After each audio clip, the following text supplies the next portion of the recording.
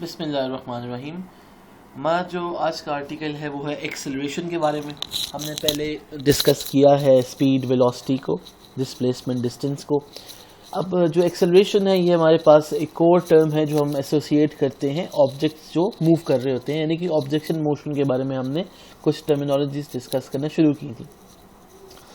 जिस तरह आपने स्पीड पढ़ा, rate of change of distance, velocity पढ़ी, rate of change of displacement, इसी तरह एक्सेलरेशन है rate of change of velocity, यानी कि वेलोसिटी का चेंज होना टाइम के लिहाज से।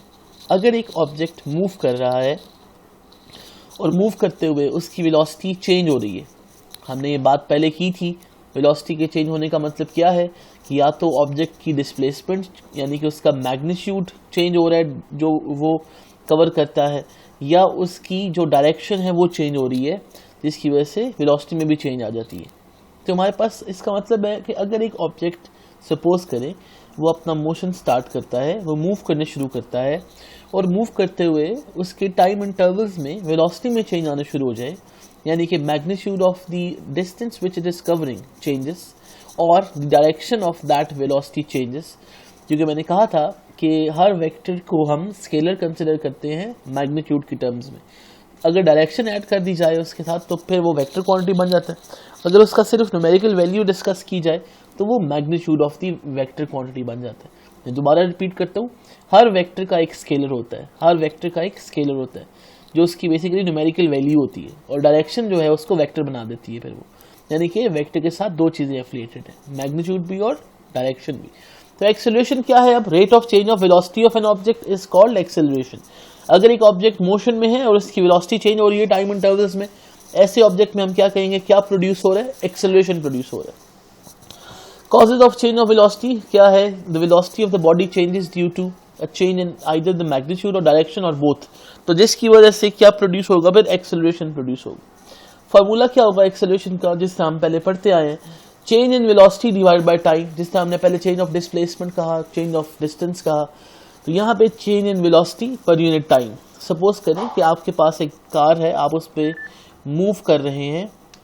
मूव करते हुए क्या होगा? आपकी जो वेलोसिटी है वो इंक्रीज कर रही है। सपोज आपका स्पीडोमीटर शो कर रहा है कि आप इमेजिन करें कि आप गाड़ी पे जा रहे हैं, स्पीडोमीटर आपको स्पीड बता रहा है। सपोज आपने साथ कंपस लगाई हुई है, वो आपको डायरेक्शन बता रही है। तो स्पीडोमीटर की स्पीड प्लस कंपस नीडल जो डायरेक्शन बता रही है, ये आपकी क्या हो जाएगी? वेलोसिटी हो जाएगी।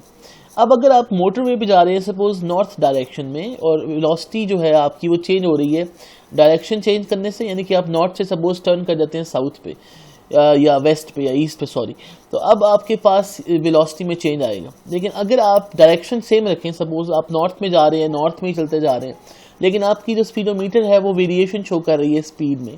सपोज पहले 100 है, बाद में 120 है, फिर 70 हो गई, फिर 60। तो अब चूंकि मैग्नीट्यूड चेंज हो रहा है, वेलोसिटी भी चेंज हो रही है, तो आपके पास किस चीज़ में चेंज आना शुरू हो जाएगी? वेक्टर में। कौन से वेक्टर में? वेलोसिटी वेक्टर में। जिसकी वजह से क्या प्रोड्यूस होगा? एक्सेलरेशन प्रोड्यूस होगा। So basically acceleration is change in velocity divided by time. तो अब कैसे पता चलेगा कितना एक्सेलरेशन प्रोड्यूस हो रहा है? सपोज कर लें आपकी इनिशियल वेलोसिटी थी 100 kilometre per hour, final velocity है 120 किलोमीटर पर आवर। तो 100 से 120 क्या आया? चेंज आया। कितने टाइम में आया वो आप टाइम मेजर कर लेंगे सपोज स्टॉप वॉच से, और कितना चेंज आया वो आपने फाइंड कर लिया final velocity minus initial velocity वाले फार्मूले से। तो फाइनल वेलोसिटी में से अगर इनिशियल वेलोसिटी माइनस कर दी जाए तो आपके पास किस चीज़ की वैल्यू आ जाएगी? चेंज इन वेलोसिटी की। ये बिल्कुल वही बात है कि अगर आपके पास पहले 50 रुपीज़ है, बाद में आपके पास 80 रुपीज़ है, तो आपसे अगर पूछा जाए कि चेंज कितना आया तुम्हारे पास, यानी कि कितनी वैल्यू चेंज हुई है तुम्हारी रुपीज़ में, तो आप क्या करोगे? Final rupees minus initial rupees, 30 rupees का चेंज आ गया, 80 माइनस 50। तो इस तरह से एक्सेलरेशन क्या है? Final velocity minus initial velocity divide by time, VF minus VI divide by T, जिसमें वीएफ फाइनल वेलोसिटी को रिप्रेजेंट कर रहे हैं और वीआई इनिशियल वेलोसिटी को हम रिप्रेजेंट कर रहे हैं, और टी क्या है? स्मॉल टाइम है। गौर कीजिएगा, वेलोसिटी के साथ जो वीएफ लिखा हुआ है, वी जो है और एफ में डिफरेंस ये है कि एफ सबस्क्रिप्ट में, साथ नहीं लिख देना इसके, ये सबस्क्रिप्ट में। आई भी अब देखिए सबस्क्रिप्ट में लिखा हुआ है। सबस्क्रिप्ट का मतलब होता है कोई चीज़ नीचे लिखी हो किसी अल्फाबेट से। सुपरस्क्रिप्ट का मतलब क्या होता है? कोई चीज़ ऊपर लिखी हो। जैसे हम पावर्स लिखते हैं ना, लीजिए अब देखिएगा मीटर पर सेकंड स्क्वायर लिखा हुआ है जहाँ पे, अभी हम इसका यूनिट पढ़ेंगे तो ms2 लिखा हुआ है m डिवाइड बाय s की पावर 2, तो ये सुपरस्क्रिप्ट कहलाता है। तो एक होता है सबस्क्रिप्ट, एक होता है सुपरस्क्रिप्ट, ठीक हो गया। अब ये आपके पास फॉर्मूला आ गया एक्सेलरेशन का, यानी कि वेलोसिटी के चेंज होने को हम क्या बोलते हैं, एक्सेलरेशन बोलते हैं। वेलोसिटी कहीं पे अगर चेंज हो रही है हम कहेंगे उस ऑब्जेक्ट में एक्सेलरेशन प्रोड्यूस हो रहा है। और आगे जाके हम देखेंगे वेलोसिटी में चेंज हमेशा इंक्रीज ही नहीं होता, डिक्रीज भी हो सकता है। यानी कि आपके पास अगर एक ऑब्जेक्ट एक्सेलरेट कर रहा है इसका मतलब है वेलोसिटी राइज कर रही है। अगर आपके पास वेलोसिटी कम हो रही है तो हम कहेंगे वो डी एक्सेलरेट कर रहा है, वेलोसिटी कम हो रही है। तो दोनों तरीके से पॉजिटिव चेंज ऑफ वेलोसिटी भी, नेगेटिव चेंज ऑफ वेलोसिटी भी क्या प्रोड्यूस करता है, एक्सेलरेशन प्रोड्यूस करता है। अब यहाँ पे जो है final velocity minus initial velocity by time का फार्मूला हमने पढ़ लिया। अब हमने इसके क्या पढ़ने हैं, यूनिट्स पढ़ने हैं। यूनिट्स क्या है यहाँ पे, एक्सेलरेशन फाइनल वेलोसिटी के यूनिट्स क्या होंगे हमारे पास, मीटर पर सेकंड, या इनिशियल वेलोसिटी के यूनिट्स भी क्या होंगे, मीटर पर सेकंड।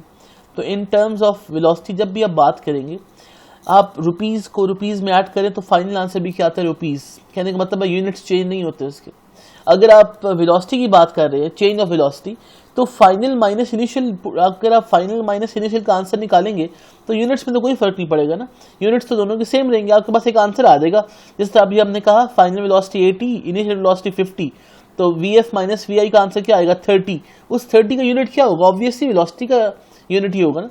तो हमने यूनिट्स पुट करते हुए एक्सेलरेशन के पहले न्यूमरेटर में वेलोसिटी के यूनिट्स पुट किए, m/s मीटर पर सेकंड पुट कर दिया। साथ टाइम है, टाइम का यूनिट क्या होता है, सेकंड। अब ऊपर वाला जो यूनिट है मीटर पर सेकंड वाला वेलोसिटी का, उसका सेकंड कहाँ पे चला जाएगा, डिनोमिनेटर में चला जाएगा। तो मीटर पर सेकंड इनटू सेकंड दोनों आपस में मल्टीप्लाई हो जाएंगे। एक सेकंड वेलोसिटी का था, एक सेकंड टाइम का था, तो सेकंड इनटू सेकंड क्या बन जाएगा, base same powers add second square. तो मीटर पर सेकंड स्क्वायर किसका यूनिट बन गया, एक्सेलरेशन का। या इसको हम कैसे लिख सकते हैं, मैंने बताया था कि जो नीचे पावर होती है ऊपर जाके इन्वर्ट हो जाती है। अगर नीचे पावर +2 है तो ऊपर जाके क्या हो जाएगी फिर -2, ms-2 आंसर आ जाएगा इस केस में। सिमिलरली अब ये हमने देखना है कि एक्सेलरेशन कौन सी क्वांटिटी है। एक्सेलरेशन चूंकि वेलोसिटी डिपेंडेंट है तो वेलोसिटी जो है वो वेक्टर है, तो एक्सेलरेशन भी वेक्टर क्वांटिटी है। उसकी रीजन ये कि एक्सेलरेशन की वही डायरेक्शन होती है जो वेलोसिटी की डायरेक्शन होती है, यानी कि एक्सेलरेशन किसी एक स्पेसिफिक डायरेक्शन में प्रोड्यूस हो रहा होता है। सिंबॉलिक रिप्रेजेंटेशन क्या है एक्सेलरेशन की, स्मॉल a लिखेंगे आप तो उसको बोल्ड करेंगे, या अगर आप स्मॉल a लिख रहे हैं तो उसके ऊपर एरो हेड लगा दें, दोनों की रिप्रेजेंटेशन मेंशन है यहाँ पे। अब इंपॉर्टेंट पॉइंट्स, वेलोसिटी का मतलब क्या है, वेलोसिटी चेंज होने का मतलब क्या है, या एक्सेलरेशन प्रोड्यूस होने का मतलब क्या है। पहला point, an object moving with constant velocity with no change in direction has no acceleration. आप गाड़ी में जा रहे हैं, आपकी स्पीड 100 किलोमीटर पर आ रहा है, आप नॉर्थ डायरेक्शन में जा रहे हैं, आप चलते रहें। अगर वेलोसिटी कांस्टेंट है, 100 ही है, आपने स्टॉप वॉच ऑन की, सपोज आपने पहले सेकंड में वेलोसिटी नोट की 100 किलोमीटर पर आवर, दूसरे सेकंड में की 100 किलोमीटर पर आवर, इसी तरह आपने 10 सेकंड्स की देखी और उन 10 सेकंड्स में आपने जब भी वेलोसिटी देखी तो 100 किलोमीटर पर आवर आ रही थी। तो पता लगा कि आपके पास जो है जो वेलोसिटी है उसमें कोई चेंज नहीं आ रहा, और अगर आप नॉर्थ डायरेक्शन में ही जा रहे हैं और नॉर्थ डायरेक्शन में जाते हुए आपके पास कोई चेंज ऑफ डायरेक्शन नहीं आएगा, तो वेलोसिटी हमारे पास क्या रहेगी, कांस्टेंट। अगर वेलोसिटी कांस्टेंट है, वेलोसिटी में कोई चेंज नहीं है, अगर कोई चेंज नहीं है इसका मतलब है वेलोसिटी में चेंज ना आने की वजह से एक्सेलरेशन प्रोड्यूस नहीं है। तो फर्स्ट पॉइंट क्या हो गया फिर, an object moving with constant velocity with no change in direction has no acceleration. Second point, an object moving with constant velocity with change in direction has acceleration. हमें ये बात पता है कि वेक्टर को चेंज करने के लिए या तो मैग्नीट्यूड चेंज करना होता है उसका, या उसकी डायरेक्शन चेंज करनी होती है। अगर उसका मैग्नीट्यूड चेंज नहीं हो रहा, जैसे मेंशन्ड है कांस्टेंट वेलोसिटी, इसका मतलब है वेलोसिटी में चेंज नहीं है, लेकिन वेलोसिटी की चेंज जो है वो मैग्नीट्यूड वाइज से बात कर रहे हैं। अगर उसकी डायरेक्शन चेंज हो जाए तो फिर क्या होगा, डायरेक्शन चेंज होने से वेलोसिटी चेंज हो जाएगी। कहने का मतलब है वेलोसिटी में चेंज आ जाएगा। आप 100 किलोमीटर पर आवर पर जा रहे हैं नॉर्थ में, आपने टर्न लिया ईस्ट में, 100 किलोमीटर ही रखी स्पीड, लेकिन ईस्ट में मूव करने शुरू कर गए। तो अब आप ये कॉन्सेप्ट क्लियर करें कि अब आप जो नॉर्थ में जा रहे थे वहां डायरेक्शन नॉर्थ की तरफ थी, वहां की वेलोसिटी 100 थी। अब आपने अपना डायरेक्शन चेंज किया, ईस्ट या वेस्ट में चले गए। अगर आपसे अब पूछा जाए कि नॉर्थ में वेलोसिटी क्या है आपकी, तो आप नॉर्थ में तो जा ही नहीं रहे, अब तो वेलोसिटी उसमें 0 हो गई। इसी वजह से तो डायरेक्शन चेंज होने से वेलोसिटी में चेंज आ जाएगा। तो अब आपके पास change in velocity will produce acceleration. Third point, an object moving with variable velocity with no change in direction has acceleration. जो ऑब्जेक्ट जा रहा है, मूव कर रहा है, उसकी डायरेक्शन चेंज नहीं हो रही, लेकिन उसकी वेलोसिटी में चेंज आ रहा है मैग्नीट्यूड में, स्पीडोमीटर 80, 100, 120, 130, 110, फिर 70, फिर 50 ब्रेकिंग कर रहे हैं, एक्सेलरेट कर रहे हैं, तो उसमें वेलोसिटी में चेंज आएगा, वेरिएबल वेलोसिटी होगी। तो अब वेरिएबल वेलोसिटी की वजह से इनिशियल फाइनल वेलोसिटीज बराबर नहीं होंगी, जिसकी वजह से क्या प्रोड्यूस होगा, एक्सेलरेशन प्रोड्यूस होगा इसमें। अगला point, in object moving with variable velocity with change in direction has acceleration. अगर हमारे पास एक ऑब्जेक्ट है, वेरिएबल वेलोसिटी से मूव कर रहा है, डायरेक्शन भी चेंज हो रही है, तो ऑब्वियसली एक्सेलरेशन प्रोड्यूस होगा।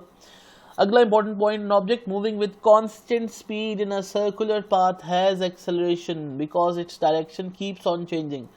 फैन मूव कर रहा है, आपने फैन को टर्न ऑन कर दिया, अब रेगुलेटर से उसकी स्पीड चेंज नहीं कर रहे, स्पीड तो कांस्टेंट हो गई, लेकिन उसकी डायरेक्शन हर पॉइंट पे चेंज हो रही है। क्यों चेंज हो रही है, इसको हम देखेंगे बाद में। वैसे भी आप देख लें कि आप सर्कल ड्रॉ करें, 4-5 पॉइंट्स देख लें और एक स्ट्रेट लाइन एरो ड्रॉ करें, वहाँ से हर पॉइंट पर डायरेक्शन चेंज हो जाती है। कैसे चेंज होती है इसको हम डिटेल में डिस्कस करेंगे बाद में। तो अब आपके पास फिर डायरेक्शन ऑफ एक्सेलरेशन क्या होगी, बिकॉज हमने कहा है ना कि ये वेक्टर है, जिस डायरेक्शन में वेलोसिटी होती है उसी डायरेक्शन में एक्सेलरेशन होता है। अगर एक ऑब्जेक्ट सपोज करें आप रेस्ट पे हैं, आप मूव करने शुरू करते हैं किसी डायरेक्शन की तरफ, अगर आप जो है वो इंक्रीज कर रहे हैं अपनी वेलोसिटी को, तो वेलोसिटी में पॉजिटिव चेंज अगर आए, फॉर एग्जांपल पहले वेलोसिटी कम है 10 है, बाद में 30 हो जाए, 40 हो जाए, बाद में फिर 50, 60 इस तरह इंक्रीज होती जाए, तो जिस डायरेक्शन में वेलोसिटी इंक्रीज कर रही है उसी डायरेक्शन में क्या प्रोड्यूस होगा, एक्सेलरेशन। अगर आप सपोज कर लें कि नॉर्थ पे जा रहे थे, आपने ब्रेकिंग करनी शुरू की, अब आप नॉर्थ की तरफ जाना बंद हो गए हैं, मतलब कहने का ये अब आप आहिस्ता आहिस्ता कहाँ पे आने की कोशिश कर रहे हैं, ऑपोजिट डायरेक्शन में। या दूसरे लफ्जों में अगर आपकी वेलोसिटी डिक्रीज कर रही है, जिस डायरेक्शन में वेलोसिटी डिक्रीज करेगी उसी डायरेक्शन में क्या प्रोड्यूस होगा, एक्सेलरेशन। तो हम इसको पैरेलल और एंटी पैरेलल क्यों कह रहे हैं, इसको भी हम बाद में एनालाइज करेंगे। एक्सेलरेशन की डायरेक्शन वही होती है जो डायरेक्शन वेलोसिटी की होती है। अगर वेलोसिटी सपोज कर लें आपने एक ऑब्जेक्ट को अपवर्ड थ्रो किया, अभी हम ग्रेविटी की बात करेंगे कुछ देर के बाद, कुछ टॉपिक्स के बाद। अगर आप एक ऑब्जेक्ट को अपवर्ड थ्रो करते हैं तो आप देखते हैं हाईएस्ट पॉइंट पे जाके वेलोसिटी जो है वो उसकी जीरो हो जाती है, वो रुक जाता है, वो जो बॉल है वो वापस नीचे आने शुरू हो जाता है। तो ऊपर जाते हुए वेलोसिटी में डिक्रीज आ रहा था, एक्सेलरेशन हमारे पास वहां पे हम देखेंगे डायरेक्शन क्या होगी उस वक्त, क्या वो एंटी पैरेलल है, क्या वो पैरेलल है। हम देखेंगे जब आप एक बॉल को अपवर्ड थ्रो करते हैं तो acceleration due to gravity downward होता है, वेलोसिटी जो है वो अपवर्ड मूव कर रही होती है, वेलोसिटी में डिक्रीज आ रहा होता है। तो इसी तरह हम देखेंगे बहुत सारी और भी एग्जांपल्स जिसमें हम डायरेक्शन ऑफ एक्सेलरेशन की बात करेंगे। एक्सेलरेशन जो है अगर इन दी डायरेक्शन ऑफ वेलोसिटी हो तो इसका मतलब ये होता है कि वेलोसिटी और एक्सेलरेशन पैरेलल हैं और वेलोसिटी इंक्रीज कर रही है। अगर एक्सेलरेशन जो है वो ऑपोजिट है वेलोसिटी की डायरेक्शन में, इसका मतलब वेलोसिटी डिक्रीज कर रही है, दोनों एक दूसरे के साथ एंटी पैरेलल हैं।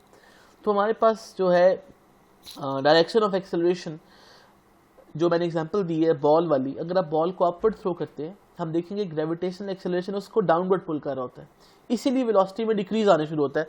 तो हम बोलते हैं नेगेटिव एक्सेलरेशन या रिटार्डेशन प्रोड्यूस हो रहा है बॉल में, इसीलिए वो जाके आपने जब थ्रो किया था उसके बाद उसकी वेलोसिटी लार्ज थी, लेकिन जब वो थ्रो करके अपवर्ड जा रहा है तो उसको एक ऐसी फोर्स डाउनवर्ड पुल कर रही है जिसको हम फोर्स ऑफ ग्रेविटी बोलेंगे, जिसकी वजह से वेलोसिटी में डिक्रीज आ रहा है।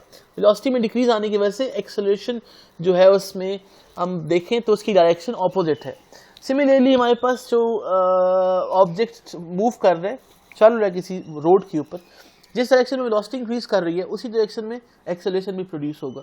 तो डायरेक्शन ऑफ एक्सेलरेशन हमेशा किसके साथ डिपेंडेंट होता है, वो वेलोसिटी के साथ डिपेंडेंट होता है। जो वेलोसिटी की डायरेक्शन होती है वही बेसिकली एक्सेलरेशन की भी डायरेक्शन होती है। टाइप्स ऑफ एक्सेलरेशन, जिस तरह टाइप्स ऑफ स्पीड और वेलोसिटी की बात की थी हमने, अब हम एक्सेलरेशन की बात करेंगे।